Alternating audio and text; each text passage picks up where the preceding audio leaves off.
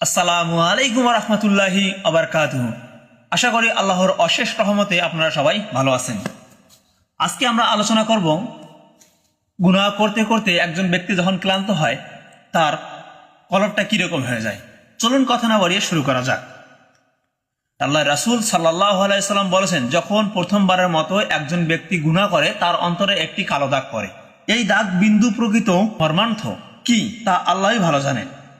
যখন দ্বিতীয় গুনাহ করে তখন অন্তরে আরেকটি কালো দাগ পড়ে যায়, তখন তার অন্তরে আরেকটি কালো দাগ পড়ে যায়। যখন তৃতীয় গুনাহ করে তখন তৃতীয় আরেকটি দাগ পড়ে যায়।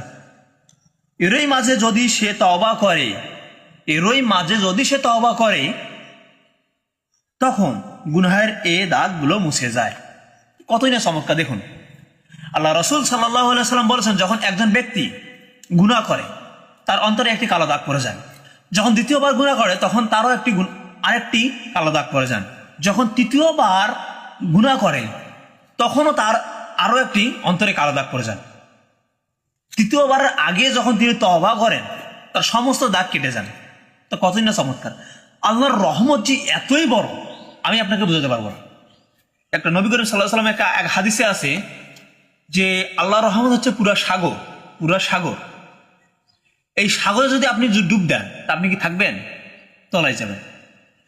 ঠিক তেমনই ভাবে যদি ওই সাগরের মাঝে যে আপনাকে ডুব দেওয়া হয় আপনার সমস্ত গুনাহগাতা মাফ হয়ে যায়। সুবহান।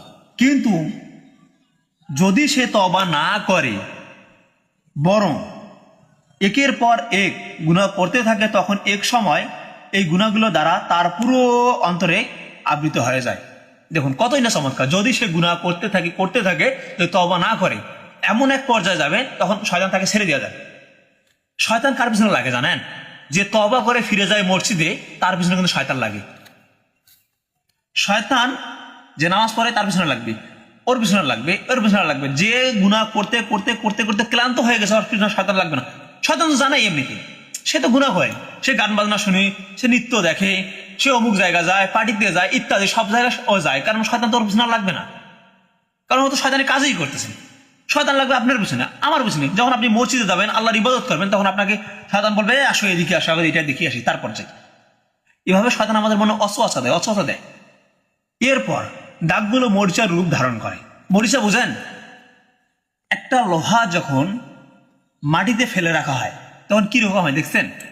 ঠিক এই রকমে আপনার অন্তরে মরিচা ধরে। আপনাকে ঘষতে, এই যে আপনি যখন লোহাটা কিভাবে রিপেয়ারিং করবেন না, এই রিপেয়ারিং করতে গেলে কি করা লাগবে? আপনার এটাকে ঘষতেই হবে।